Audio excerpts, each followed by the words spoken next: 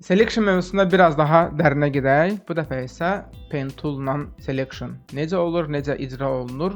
Gəlin onu nəzərə salaq. Biz əslində Pen Tool-la tanışıq.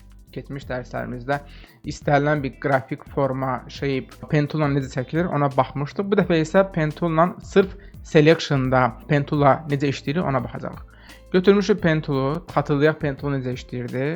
Biz hər dəfə bir nöqtə vurduqca anchor pointlər, yəni ki, təpə nöqtələr əmələ gəlir, hansı ki, orada heç bir əyrilik yoxdur. Bunu yığışdıraq getsin. Bir də əgər vurduğumuz nöqtədə mausu buraxmadan hərəkət elətdirsə, orada bu şəkildə qollar əmələ gəlirdi, hansı ki, həmin qollarla biz xəttin istiqamətini və ya radiusunu təyin edə bilirdik. Əgər Pen Tool-la bağlı bilgini dərinləşdirmək istəyirsə və ya xatırlamaq istəyirsə, müvafiq dərsə nəzər sala bilərsiniz. Biz bu dəfə daha çox Selection-a fokuslanaq. Əgər Pen Tool-dan sırf obyekti seçmək üçün istifadə ediriksə, o zaman Pass rejiminə keçməliyik, Shape rejiminə yox. Amma seçimə başlamışdan qabaq birinci bu mahiyyətini başa düşmək lazımdır. Niyə bir dizayner Pen Tool kimi asan olmayan bir alətlə seçim eləməlidir? Biz artıq bir sıra selection alətlərini test elədik. Hər birinin hansı fərqli situasiyalarda necə işlədiyini gördük və ən son gəldiyimiz nəticə oldu ki, böyük ehtimal ki, əksər hallarda ən optimal variant Object Selection Tool-la süni intellekt mürəkkəb alqoritmi əsasında seçim etmək olacaq. Yəni bir tıkla biz obyekti əslində rahatlıqla seçə bilirik. Tutaq ki, sizə müştəri tərəfindən belə bir məhsul göndərilib və bu məhsulu siz başqa bir fonda, ümumiyyətlə başqa bir situasiyada, başqa bir dizaynda istifadə eləməlisiniz. Fondan ayrılmış vəziyyətdə. Bir tıkla select elədik, seçdik. Sonra bunu kopyalayaq, Ctrl+C.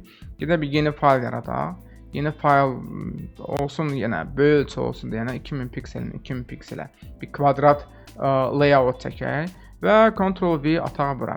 İlk baxışdan əla, ideal bir seçim var. Yəni ki, belə niyə Pen Tool-a müraciət edək? Gəlin fonun rəngini götürək, dəyişək. Olsun fondakı rənglərdən biri. Tutaq ki, qızılı, sarı, yaşıl, fərqi yoxdur, çox da önəmli deyil. Və başlayaq analiz eləmək ki, ümumiyyətlə bizim şəklimiz doğrudan da yaxşı seçilibmi? Və baxırıq ki, əslində kifayət qədər bəzən kənarlarda nahamarlıqlar olacaq. Əslində pis deyil, amma gəlin indi bir də bu şəklin aşağı hissələrinə baxaq, görək xüsusən də fonun kontrastı az olan hissələrində vəziyyət necədir. Təbii ki, səliqəsizliklər mümkündür. Orada Object Selection-ı refine eləmək, yəni təkmilləşdirmək həmişə mümkündür. Burada bir problem yoxdur. Amma kiçik ölçülərdə deyil, xüsusən də böyük ölçülərdə, xüsusən də çöl reklam materiallarında bu zeytun məhsulunu böyük ölçülü çöl reklamında tətbiq eləmək istəyiriksə, daha sonra çöl reklam dizaynında istifadə eləmək istəyiriksə, tövsiyə eləyərdim ki, bu şəkildə kənarları səliqəsiz olan seçimdənsə daha net, daha kəskin seçim edib ondan sonra dizaynda bunu tətbiq eləyək. Bunun üçün isə bizə bu irəlidə başqa bir mövzuda bu loqotip bizə lazım olacaq. Zeytunla heç bir əlaqəsi yoxdur. Bizə həmin bu obyekti Pen Tool-la seçmək lazım gələcək. Yaxınlaşırıq bir başlayacağımız nöqtəyə, götürürük Pen Tool-u. Əmin olaq ki, shape yox, pass rejimindədir bu və başlayaq select eləməyə. Vektor obyektləri daha az nöqtələrlə biz çəkməyə çalışırıqsa, selection-da belə bir şərt yoxdur. Yəni rahatlıqla nöqtələrin hətta burada kifayət qədər tez-tez daha intensiv qoya bilərsiniz. Düz olan hissələrdə xüsusən işimiz rahat olacaq. Uzaq məsafəyə gedib tıklamaq kifayət eləyəcək ki, həmin ərazini biz Pen Tool-la əhatələmiş olaq. Heç nə, biraz gözləmək lazımdır ki, biz bu turu başa vuraq.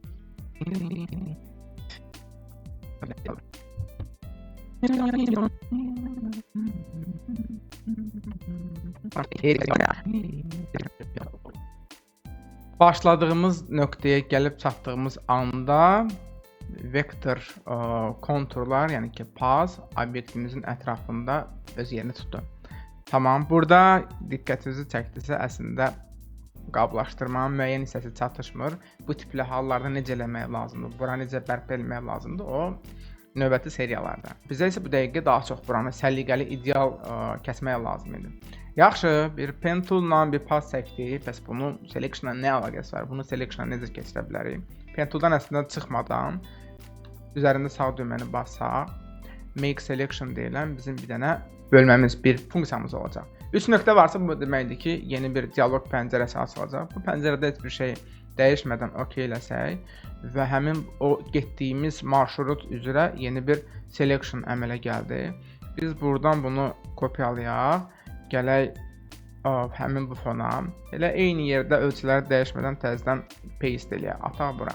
Və indi gedək o problemli hissələr olan aşağını 6 səni test eləyək və görə bilərik ki, bəli, pen tool'la çəkilmiş və sonradan kəsilmiş hissə düppədüzdür, idealdır, hər şey gözəldir, amma Object Selection və ya digər sürətli seçim alətlərində isə bu gözəllikdən əsər əlaməti yoxdur. Kiçik ölçülərdə isə təbii ki, uzun vaxt ayırıb, əslində bir o qədər də uzun deyil, praktikaya bağlı bir şeydir bu. Amma yenə də, kiçik ölçülərdə isə uzun vaxt ayırıb pen tool'la kəsməkdənsə təbii ki, sürətli, müasir seçim funksiyalarından istifadə etmək daha doğru olur. Amma böyük ölçülərdə birmənalı şəkildə tövsiyə edərdim ki, reklam dizaynında biz pen tool'la rəftar eləyək, pen tool'dan istifadə eləyək. Ümumiyyətlə, biz pen tool'la işləyəndən sonra, pen tool'la seçim eləyəndən sonra pass rejimindən çıxsaq da, yəni mən hal-hazırda selection'dayam, Ctrl D eləyək, geri qayıdaq, yəni daha doğrusu selection'dan çıxaq. Yəni var olan həmin o çəkilmiş pass heç hara getmədi. Mənim elə interfeysi saxladığım əsas 5-6 vacib pəncərədən biri də bu idi, pass.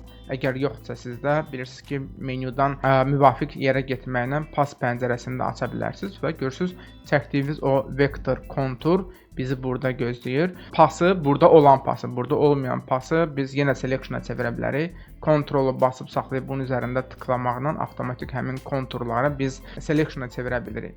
Əgər biz həmin bax bu bölmənin üzərində tıklasaq, avtomatik görürsünüz, pass yenə də geri gəlir, biz onu görə bilirik. Biz onu istənilən vaxt yenə redaktə eləyə bilərik, götürərik Direct Selection tool'u, tamam, və seçim etməklə istənilən nöqtəyə müdaxilə eləyə bilərik. Hansısa hissədə səliqəsizliklər varsa, tutaq ki, onu daha ideal hala gətirə bilərik və s. Pası selection'a çevirməyin başqa bir daha rahat yolu olmalı təbii ki, sağ düyməni bas, make selection ilə yox, buna çox da ehtiyac yoxdur. Ctrl Enter basmaq kifayətdir ki, çəkdiyiniz pass obyekt ətrafındakı selection'a çevrilsin. Ctrl D və bu rejimdən çıxaq. Nike logosu bayaqdan yəqin ki, sizi maraqlandırır ki, yəni burada nə axtarır da. Əslində biz bir pası selection'a çevirdiyimiz kimi bir selection'a da pası çevirə bilərik, vektora çevirə bilərik. Bu əslində bizə praktikada bəlkə də aktiv lazım olacaq funksiyalardan biridir. Gəlin bizə lazım olan bu qara hissəni götürək. Burada hətta müasir Object Selection-dansa bəlkə əslində pis işləmədi. Yox, yaxşıdır, idealdır. Bəzən belə hallarda baxmayaraq ki, kontrast yaxşıdır, kifayət qədər yaxşıdır. Object Selection-dansa elə bu halda çox vaxt Magic Font daha net seçim eləməyə imkan verir. Heç bir fərqi yoxdur. Əsas odur ki, bizə lazım olan rənglər, piksellər düzgün əhatələnmiş olsun. Selection var və biz bu selectionu vektora çevirmək istəyirik. Məsələn, müştəri sizə loqotip göndərib, ağ-qaradır ya da ən azından çox detallı deyil və biz loqoları dizaynda adətən vektor formatda istifadə edirik ki, kifayət qədər böyütsək də, balacalaşdırsaq da onun keyfiyyəti itməsin. Əgər müştəri bizə vektoru göndərməyibsə, biz onu rahatlıqla əldə edə bilərik. Selection var, pass pəncərəsinə getdik. Menyuya daxil olduq buradan. Make work pass parametrləri dəyişmədən okeyləsək, həmin selection ətrafında belə bir pass əmələ gəldi. Yəni biz bu pası tutaq ki, Direct Selection tool'u götürüb bu pası select edib tutaq ki, Illustratora kopyalayıb buradan təbii ki, Illustratora rahatlıqla ata bilərik.